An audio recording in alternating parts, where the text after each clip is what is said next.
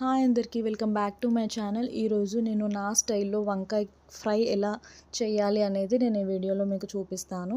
దీనికోసం నేను వంకాయలు తీసుకున్నాను. 1/2 kg వంకాయలు. ఇవి తెల్ల వంకాయలైనా తీసుకోవచ్చు లేదా నల్ల వంకాయలైనా తీసుకోవచ్చు. నల్ల వంకాయల కంటే తెల్ల వంకాయలు తీసుకుంటే కర్రీ అనేది చాలా బాగుంటుంది. దానికోసం ఫస్ట్ మనము ప్యాన్ తీసుకొని దానిలో 4 టేబుల్ స్పూన్స్ ఆయిల్ యాడ్ చేయాలి. ఈ కర్రీలో ఆయిల్ ఎంత ఎక్కువ ఉంటే అంత టేస్టీగా ఉంటుంది. ఆయిల్ హీట్ అయిన తర్వాత జీలకర్ర ఆవాలు వేసుకోవాలి. అవి వేసుకున్న తర్వాత పచ్చిమిర్చి ఆనియన్స్ కరివేపాకు అవి కూడా వేసుకొని కొంచెం ఫ్రై అయ్యేదాకా వెయిట్ చేయాలి. వెయిట్ చేసిన తర్వాత అవి కొంచెం వేగాక మనము పసుపు యాడ్ చేసుకోవాలి. అల్లం పేస్ట్ వేసుకోవచ్చు ఇందులో, లేదా మనము ఎల్లిపాయలు కచ్చాపచ్చాగా దంచుకొని కూడా వేసుకుంటే స్మెల్ అనేది చాలా బాగుంటుంది ఈ కర్రీకి.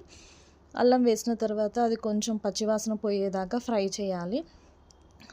ఫ్రై చేసినాక మనము ఇందులోకి కొంచెం పసుపు యాడ్ చేసుకోవాలి. 1 టీ స్పూన్ పసుపు యాడ్ చేసుకొని మనము ముందుగా వంకాయలు నీట్గా కట్ చేసుకొని మనం సాల్ట్ వాటర్లో పెట్టుకోవాలి. ఎందుకంటే సాల్ట్ వాటర్లో పెట్టకుంటే వంకాయలు అనేది నల్లబడుతుంది. అలాగే కర్రీకి కూడా అంత టేస్ట్ అనేది రాదనమాట. సో మనము నీట్గా ఇలా సాల్ట్ వాటర్లో పెట్టుకున్న వంకాయ ముక్కలను ఈ ఆయిల్లో యాడ్ చేయాలి. ఇవి యాడ్ చేసిన తర్వాత మనం ఊరికే కలపకూడదు. 1-2 టైమ్స్ కలపాలి సరిపోతుంది. ఎందుకంటే ఊరికే కలిపితే అవి తొందరగా మెత్తగా ఊడిపోతున్నాయి అన్నమాట. మెత్తగా అయిపోతే బాగోదు. వంకాయ కర్రీ అనేది ఎప్పుడైనా ఇట్లా ముక్కలు విడిపోయి ఉంటేనే బాగుంటుందన్నమాట. ఈ స్టేజ్లోనే మనము కారం 1 టీ స్పూన్ వేసుకోవాలి. అండ్ సాల్ట్ కూడా రుచికి తగినంతగా వేసుకోవాలి. మనకి ఎందుకంటే ఎక్కువ వేసుకుంటే కారం స్పైసీ బాగా ఎక్కువైపోతుంది. ఎందుకంటే ఆల్రెడీ నేను మిర్చి అనేది చాలా ఎక్కువ వేసాను అనమాట. సో ఈ కర్రీలో మనము కారం కూడా వేయకపోయినా పర్లేదు. వేసిన తర్వాత కాసేపు ఒక 2 minutes లిడ్ క్లోజ్ చేయాలి. అవి వంకాయలన్నీ మగ్గిపోతాయి. మగ్గిపోయిన తర్వాత మళ్ళీ ఒకసారి మనము మూత తీసి కలుపుకొని మళ్ళీ ఒక 2 minutes తర్వాత మళ్ళీ లిడ్ పెట్టుకోవాలి.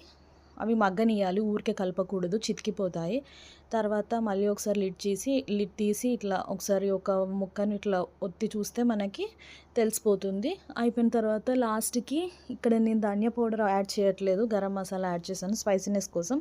మీరు ధనియా పౌడర్ యాడ్ చేసుకుంటే మనకు స్పైసీనెస్ తగ్గిపోతుంది అనమాట. సో లాస్ట్లీ గరం మసాలా కొత్తిమీర వేసుకుంటే మన ఎంతో టేస్టీగా ఈజీగా నా స్టైల్లో వంకాయ ఫ్రై రెడీ అయిపోతుంది. మీకు కూడా ఇలా నచ్చితే చేసుకోండి ఇంట్లో. ఈ వంకాయ ఫ్రైకి పచ్చి పులుసు ఆమ్లెట్ ఉంటే సూపర్గా ఉంటుంది. సో మీరు కూడా ట్రై చేయండి. అలాగే మీకు ఎలా వచ్చింది అనేది కూడా కామెంట్ చేయండి.